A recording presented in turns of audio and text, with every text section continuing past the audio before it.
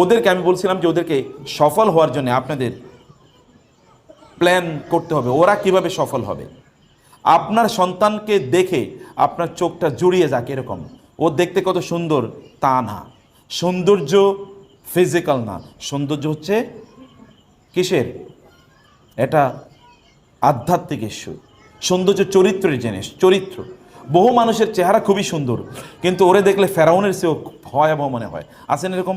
চেহারা সুন্দর বটে, কিন্তু তার কথাবার্তা প্রত্যেকটা শব্দ পারবে এমনভাবে বলে মনের জন্য মারবে, এমনভাবে তাকায় মনের জন্য খেয়ে ফেলবে।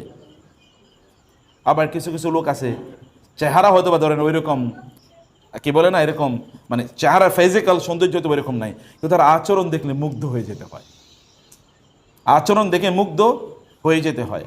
একজন ইলাস্ট্রিয়াস ব্যক্তির একটা গল্প শুনছিলাম, এরকম ইলাস্ট্রিয়াস ব্যক্তি, তিনি হচ্ছেন নিগ্রো মানে ব্ল্যাক, তো তাকে তিনি কৃতদাস, তো তার মনিব তাকে আবার খুব চরিত্রের কারণে খুবই পছন্দ করতেন তাকে, চরিত্রের কারণে। যেমন আতা ইবনে আবি রবাহের নাম শুনেছেন, আপনারা যদি নাম না শুনে থাকেন তাহলে আপনারা বাজার থেকে একটা বই কিনে নিয়ে আসবেন।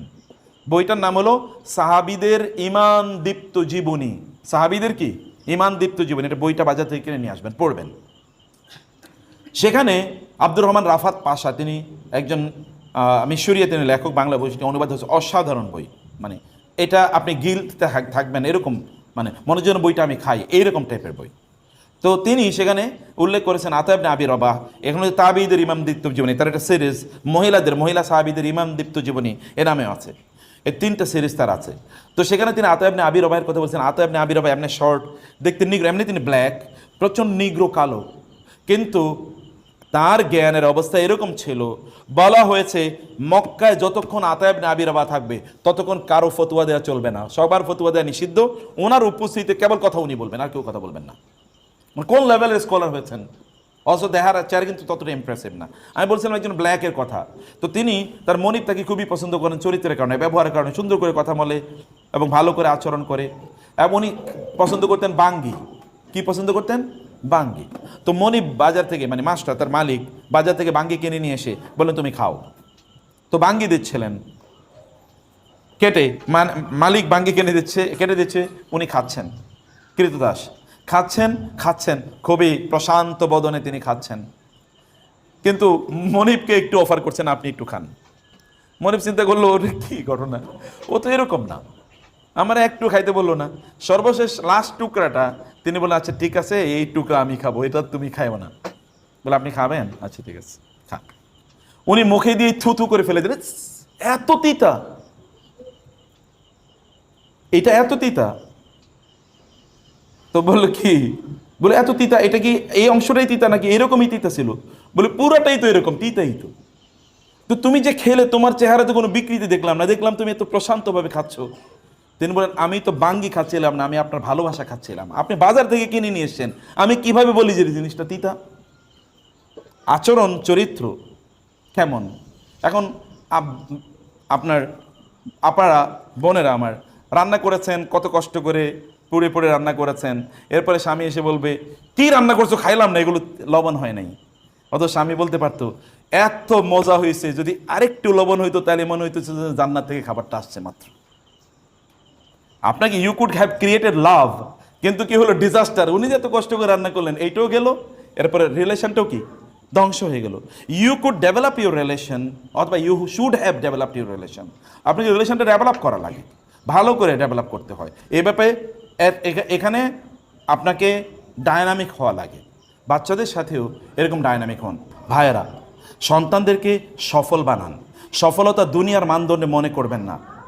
চেহারায় জিমে পাঠাচ্ছেন, বডি বিল্ডার হচ্ছে, এই বডি বিল্ডার দিয়ে করবে কি?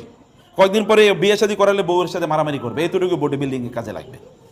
শয়তানের সাথে কিন্তু মারামারি করতে পারবে না, শয়তানের সাথে মারামারি করতে পারবে না, কারণ ও ফজর নামাজ পড়তে পারবে না, শয়তানের ঘুম পাড়িয়ে রাখবে। সারা রাত সিনেমা দেখেছে, এরপরে ফজর নামাজ পড়তে পারে নাই, জোহরের নামাজ পড়তে পারে নাই, আসরের নামাজ পড়তে পারে নাই, মাঠ থেকে খেলে এসছে ভয়াবহভাবে, কি ভালো করে এসছে, সে সব জায়গায় খুব ভালো। তো সব যে বলেছে যে মেয়ের কাছে, মেয়ে বিয়ের জন্য এসছে, যে আমার কোন এক জায়গায় পাত্রী দেখার জন্য গেছে, তো ছেলের বিবরণ কি, ছেলে এই এই এই এই এই এই এই এরকম এরকম আছে, সব কিছু ভালো, করে কি শুধু একটু মদ খায়, আর কিচ্ছু কোনো ইয়া নেই, সমস্যা নেই, সব ভালো। কি করে? একটু শুধু মদ খায়। তাহলে ভালো কি? তাহলে ভালো কি? তা আপনার বডি বিল্ডার বানাইছেন আপনি, ম্যাথ অলিম্পিয়াডে সে সারা পৃথিবীর, বাংলাদেশে সে চ্যাম্পিয়ন হয়েছে, সায়েন্স অলিম্পিয়াডে অনেক ভালো, কিন্তু আল্লাহর ইবাদতের ক্ষেত্রে জিরো। মানে ওইখানে শয়তানের প্যারালালি আছে, শয়তান যে অবস্থানে আছে ও সেই অবস্থানে আছে। তাহলে কোন সফলতা? এই সফলতা কি ধুয়ে খাবে পরবর্তীতে? এটা কিয়ামতের দিনের পরে দেখবেন যে সত্যিকারের সফলতা কি। সেদিন যখন আল্লাহ জিজ্ঞেস করবে, তুমি তোমার সন্তানকে কি করেছিলে বলো, তোমার সন্তানের প্রতি কি দায়িত্ব পালন করেছিলে, সেদিন বলবেন যে আমি রান্না করেছিলাম, ওকে সকালবেলা ভোরে স্কুলে নিয়ে যেতাম, আবার নিয়ে যেতাম, কোচিংয়ের টিচার আসতো, আবার প্রাইভেট টিচার আসতো, তার এই পরীক্ষা সেগুলো ওইখানে নিয়ে গেছে, ওইগুলো সব বলবেন। দেখেন তখন পার পাওয়া যায় কিনা। কাফা বিনাফসিকা আল-ইয়াওমা আলাইকা হাসিবা, নিজের বিচারটা নিজে আজকে করেন যে আমি যা করছি এটা কি ঠিক করছি কিনা। শুধু অর্থনৈতিক, বোনেরা কেবলমাত্র কান্নার চোখে, আমি আমার মা বাবাকে কত কষ্ট দেখেছি, আমার সন্তানরা যেন এই কষ্ট না করে। ইমোশনাল কোন কষ্ট? খাবারের কষ্ট। খাবারের কষ্ট ওই কষ্ট বলে। এই যে আমার এখানে সোনালী মায়েদের গল্প, এটা আপনাদের জন্য বইটি নিয়ে এসে, বইটি আপনি নিয়ে যাবেন, দুইটা বই আছে এখানে। সোনালী যুগের মায়েরা, ওই যে আমি যেই সকল নবী রাসূলদের অথবা যেই মায়েদের গল্প আপনাদেরকে বলেছি, এই গল্পগুলো এখানে আছে। গল্প এগুলো অথেন্টিক গল্প, বানোয়াট কোনো গল্প না। কিন্তু এখানে যে কথাটি আমি সেই জায়গায় যে বিষয়টা আমি বলছিলাম, যেমন আপনারা জানেন জুবাইর ইবনে আওয়াম রাদিয়াল্লাহু তাআলা রাসূল সাল্লাল্লাহু আলাইহি ওয়াসাল্লামের আপন ফুফাতো ভাই। রাসূল সাল্লাল্লাহু ফুফুর নাম হলো সফিয়া বিনতে আব্দুল মুত্তালিব। সফিয়ার ছেলে ছিল জুবাইর রাদিয়াল্লাহু তাআলা আনহু। জুবাইর কিন্তু সাধারণ কোনো যোদ্ধা না, পৃথিবীর শ্রেষ্ঠতম যোদ্ধার মধ্যে একজন। এই জুবাইরকে তিনি কি করতেন? মরুভূমিতে নিয়ে ফেলে রেখে আসতেন, উত্তপ্ত মরুভূমি। এখন যে কি কয়েকদিন আগে রোদ গিয়েছিল, রোদটা কেমন গেছে একটু দেখেন। উত্তপ্ত মরুভূমিতে রেখে আসতো। লোকেরা বলতো তুমি এত পাষাণ কেন, মা হিসেবে তুমি কেমনে এটা করো? তিনি বলেন যেই ছেলে মরুভূমি এর রোদ তাপ সহ্য করে টিকে থাকতে পারবে না, ও আল্লাহর দ্বীনের জন্য জিহাদ করবে কিভাবে?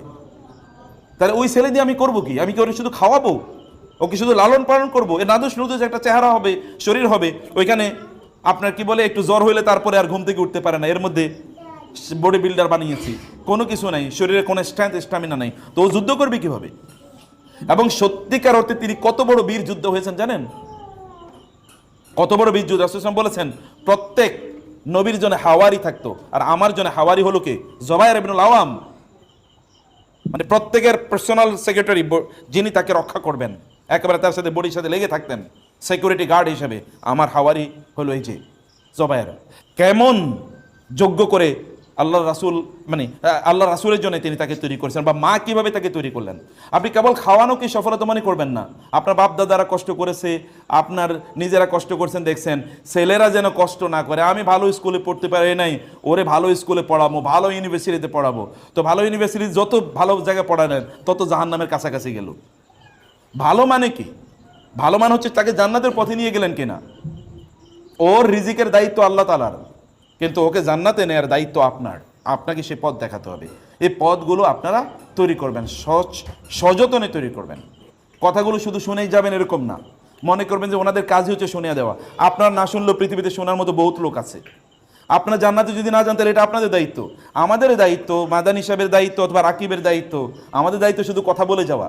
আপনি মনোযোগ দিয়ে শুনলেন কি শুনলেন না, এটা আপনার ইস্যু। কোন একদিন তখন বলবেন ইয়া হাসরাতান, ইয়া ওয়াইলানা, ইয়া ওয়াইলাতা। সেদিন আপনি হয়তো বলবেন যে হায় লাম আত্তাখিজ ফুলানান খালিলা, অমকের যদি বান্ধবী না বানাইতাম, অমকের যদি বন্ধু না বানাইতাম। ইয়া লাইতানি ইত্তাখাযতু মা'আর রাসূলি সাবিলা, হায় নবী রাসূলের কথা যদি শুনতাম, তাদের কথা অনুযায়ী যদি চলতাম। সেদিন বলে তো কোনো লাভ নাই, সেদিন আফসোস করে কোনো লাভ হবে না। আফসোস যা করে এখানে করে যান। সেদিন চোখের পানি ফেলতে হবে, সেদিন চোখের পানি পেলে কোনো লাভ হবে না, আজকে চোখের পানি ফেলতে হবে।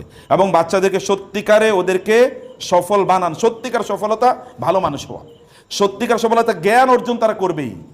জ্ঞান অর্জন বড় কোনো শিক্ষা প্রতিষ্ঠানে করলেই হয় না।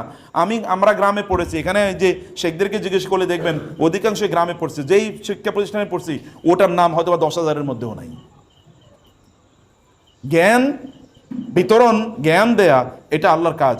আপনি রিজিক দেয় এটা আল্লাহ সুবহানাহু ওয়া তাআলার কাজ। আপনার এখন সম্পদ অনেক, আপনার বাপ দাদাদের সম্পদ গিয়ে দেখেন কতটুকু ছিল।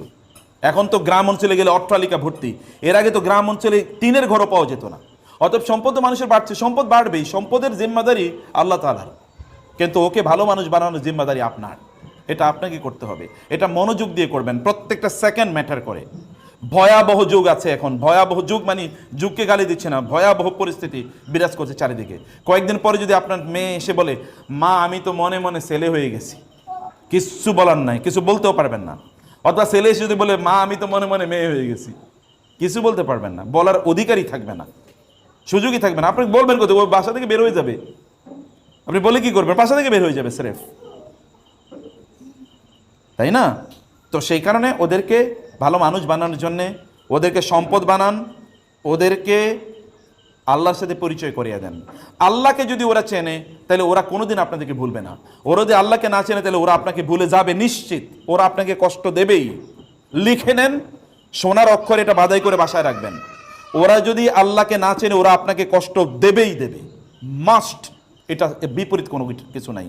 যতই উন্নতি হন না কেন, ইউরোপিয়ানরা আপনাদের চেয়ে কম উন্নত না, কিন্তু গিয়ে দেখেন ওদের বাবা মার পরিস্থিতি কি, দিয়ে দেখেন যে বাবা মার খবর নেয় কিনা বাচ্চারা।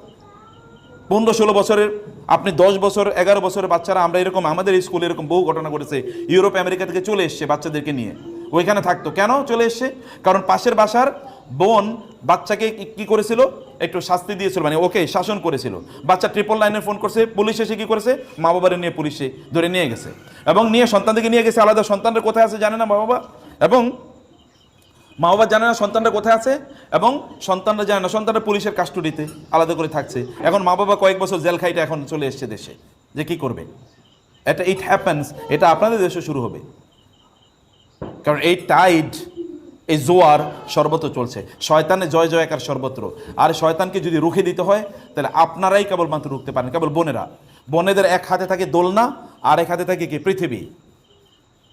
বোনরা এক হাতে থাকে দোলনা, আর এক হাতে থাকে পৃথিবী। ওমর রাদিয়াল্লাহু তো বলেছেন যে আমার বাবার শাসন আমাকে ভালো মানুষ বানাইছে, আদারওয়াইজ আমি ভালো মানুষ হতাম না। আমার বাবার শাসন আমাকে ভালো মানুষ বানিয়েছে। আমার বাবা যদি আমাকে শাসন না করে, আমাকে ছোটবেলায় তিনি মার দিয়েছিলেন। আমি বলি না আপনাদের বাচ্চাদেরকে মার দেবেন, কিন্তু আপনাদের বাচ্চাদেরকে কে শাসন করবে? এই শাসন করার কাজ আপনাদের। ওরা মনে যা চাইছে তাই তাদেরকে কিনে দেবেন, এটা মনে করবেন যে আপনি ভালো কিছু করছেন। ওদেরকে যা চায় তা মাঝে মাঝে কিনে দেবেন না, যেন ওরা বুঝে যাই চায় তাই পাওয়া যায় না, এটা যেন তারা বুঝে না, যাই চায় তা পাওয়া যায় না। ব্রেক কষতে হয় মাঝে মাঝে জীবনের, এগুলো দিতে হয় মাঝে মাঝে। হাঁটে নিয়ে আসবেন মাঝে মাঝে স্কুলে, হাঁটো, দেখো, মাঝে মাঝে বস্তিতে নিয়ে যান যেখানে মানুষ কষ্টে আছে, এগুলো মাঝে মাঝে সেগুলো দেখান। বিভিন্ন জায়গায় ওদেরকে পরিস্থিতিটা দেখান, তাহলে ওদের মধ্যে রিয়েল ফিলিং তৈরি হবে। ওদের মাধ্যমে ভালো কাজ করান। আপনার রান্না, আপনি ওরা খাওয়া দাওয়া করছে, প্লেটটা আপনি কেন ধুইবেন? ওকে প্লেটটা ধুয়ে রাখতে পারে না? ওকে শেখাতে হবে না আপনার? ওর জুতাগুলো সে ঠিক করে রাখুক তার বাসায়, এগুলো সে করুক, কিছু কাজ তাকে দিয়ে করান, যেন তার মধ্যে এই অবস্থা তৈরি হয়, যেন এই সকল জিনিসগুলো সে বুঝে, যেন মনে করতে না হয় আপনার সামনে আপনার বাসায় যে সকল কাজের মানুষ আছে তাদের সাথে খারাপ আচরণ করবেন না, ড্রাইভারদের সাথে খারাপ আচরণ করবেন না, নাইলে ওরা সন্ত্রাসী হিসেবে ডেভেলপ করবে, পরে কিছুদিন পরে ড্রাইভারদেরকে মারবে, অথবা বুয়াদেরকে তখন ইলেকট্রিক হিট ওই যে শেক দেবে। দেখেন না আপনারা, বড় বিশাল বড় অমকের মেয়ে, অমকের স্ত্রী, তারপরে ওই কি কাজের বুয়ারে আপনার আয়রন দিয়ে তাকে শেক দিয়েছে, অথবা 6 তলা থেকে ফেলে দিয়েছে। এই মূল্যবোধ তৈরি হয় না। মূল্যবোধ তৈরি হোক ছোটবেলা, মানুষকে সম্মান করতে হবে, শেখাতে হবে। তো থ্যাংক ইউ ভেরি মাচ, জাযাকুমুল্লাহ খায়ের। আপনাদেরকে অনেক অনেক ধন্যবাদ, কৃতজ্ঞতা। আপনারা কষ্ট করে সময় দিয়েছেন। বইগুলো নিয়ে যাবেন আপনারা ইনশাআল্লাহ, দুটো বই এখানে, দুটোই খুবই গুরুত্বপূর্ণ বই। আপনারা নিয়ে যাবেন, এগুলো আপনাদের বাসায় থাকুক এবং আপনারা পড়বেন, এটাকে একাডেমিক বাচ্চাদেরকে নিয়েও পড়বেন, নিজেরা পড়বেন, এখান থেকে শিক্ষা নেবেন। যখন স্কুলে আসবেন হাতায় বই করে নিয়ে বই নিয়ে আসবেন। গাড়িতে যখন থাকবেন মোবাইলের টিপানো বন্ধ করে দিয়ে বইটা পড়েন। আপনার গাড়িতে ছোট্ট একটা লাইব্রেরি থাকুক, 10-15টা বই থাকুক, এগুলো আপনি পড়বেন ইনশাআল্লাহ।